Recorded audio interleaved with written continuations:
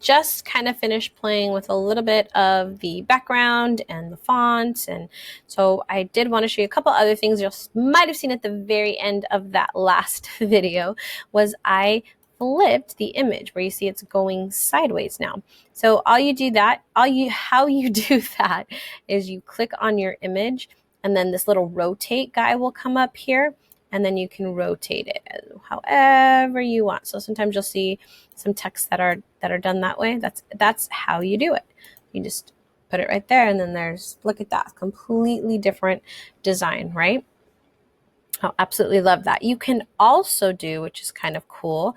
So let's say you like this background picture, but you actually like a couple of other ones. So you want to have more than just one picture. You can absolutely do that. So I'm just going to bring this down, size it in here just a little bit. And then I'm going to come over here and look at some of these other pictures. Let's say this one looks kind of cool. So then now what I can do is just resize this one, maybe fit in this little corner here. And then I can let's grab this one down here. Maybe I like this one, resize it, put it up in here. Let's resize that down to the same size. So you know how sometimes there's like multiple photos and things? You can do that here, which is kind of cool. Let's see, some of those are paid. And you'll also see there's these kind of animated ones or cartoon style ones. You can also use those. Notice some of these down here get into paid. So we're just going to go back up and use some of these other free ones because there's really cool free ones still too up here. And let's throw this one in here to cover our last section. Right. All right, and you'll just see all I'm doing is just resizing to make it fit where I want it. Bam. So now you'll notice that our text, again, it's causing that same issue that we had before. So what do? We click on our text image this time. We click arrange and we bring it forward. Whoops, forward. And it looks like you'll see part of it is still, I don't know if it's not showing or, yeah, it looks like it's not showing because we're over some black text. So what would we do? We would go over here and we could, not do that. Could go over here and highlight our text and then change our color. So we can change it to white because the white will be seen over that, right? Wait, hello.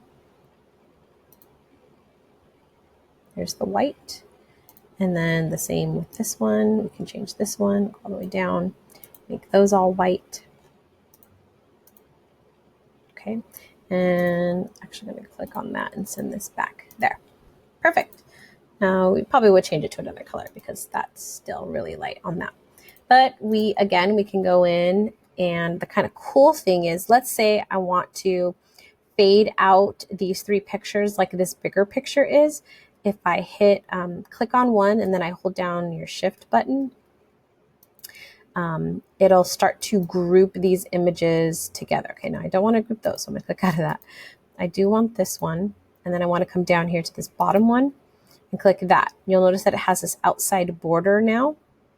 When you do that, and then you click group, it automatically groups the images together. So anything you do with that group will use all three pictures, which is kind of cool. So if I wanted to resize, I could resize. If I wanted to do what I'm going to do right now, which is make it more transparent. There we go. And the other thing is, you'll notice there's like this kind of like this weird thing here because it's this other picture. I can bring these forward or send them back. Either way. See? And then if I don't really care for this too much, what can I do? I can move my picture over. Bam. Wait. Okay, there. Much better. See? So that's how you use the different features in here. I do want to show you one other thing. I'm going to go ahead and put this back to black because I think it'll stand out now that we lowered that. So the other thing that I kind of do when I'm, if I want to add, let's say I just want to add like a text down here. Maybe it's a link. So maybe we're sending them to a bit.ly link to get registered for our ice cream party. So I can send them to a bit.ly link, ice cream. Maybe I make it ice cream party. Um, Ice cream party. So maybe I'm sending them to this link. Again, I can resize that however I want. For your fonts, what you do is you actually go into the font type, not font size, sorry. And you'll see it's checked off at 42. So you can lower it. Maybe I want it half the size. Maybe I want it there. I can change the color. Maybe I want it in that purple. Maybe I want it a little bold. Maybe I want it in my blue. You can change it however you want. Make it the pink. Maybe you want like a lighter color in there. Do that, which is kind of cool. The other thing is, like, let's say you want it to line up a little bit over here. You can either resize your box, or you can actually center it in your alignment. So left align or right align, again, remember, you can do that. So kind of some just like any word processor, like that.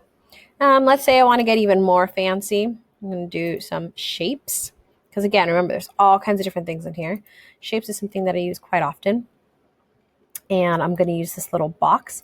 Now you might be thinking, Danny, that's too big. But we can resize it. Isn't that the cool thing, right? I can make this really, really small. Fit it over my text. You might have seen this in some recent posts that I've done. And then again, what can I do? I can change my color. Let's make it this pink maybe here. We can make it a little lighter, make it really faint, and then send this back. Look at that. Now that stands out a little bit more, right? All kinds of fun things that you can do with this. Now, the last thing I do want to show you is how to actually save this. So you're like, okay, I created this cool design. What do I do with it? So now that we've got our ice cream party invitation and our bit.ly link so people can go register, at the top here, you'll see to our dearest friends and followers. If you click on that, you can actually change the title of your design.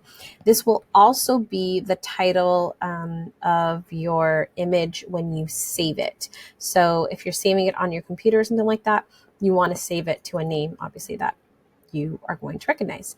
So I'm going to put here, because we did a social media post, I usually label mine with like Facebook, FB, or I'll put Insta if it's for Instagram, but you can feel free to do however you want. But I'm going to just put SM for social media.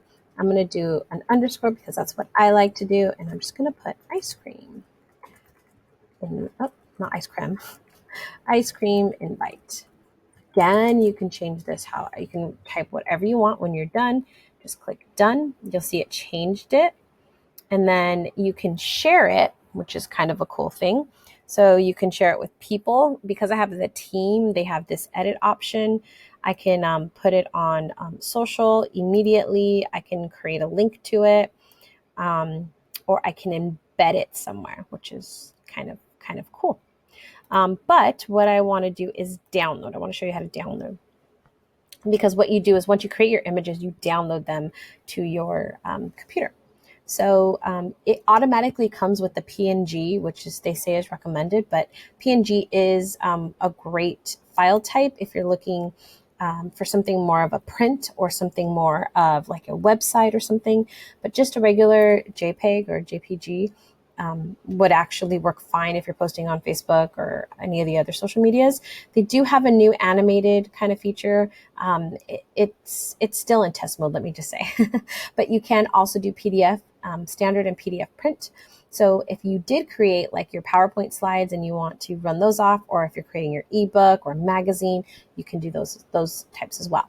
But I'm just going to go hit JPEG, hit download, and it'll automatically save it in my downloaded folder on my desktop, which is kind of cool. So that's how you use Canva. If you have any questions, let me know. I hope you've enjoyed this video, and I hope you get creating on Canva. Have a good one, everyone. Bye.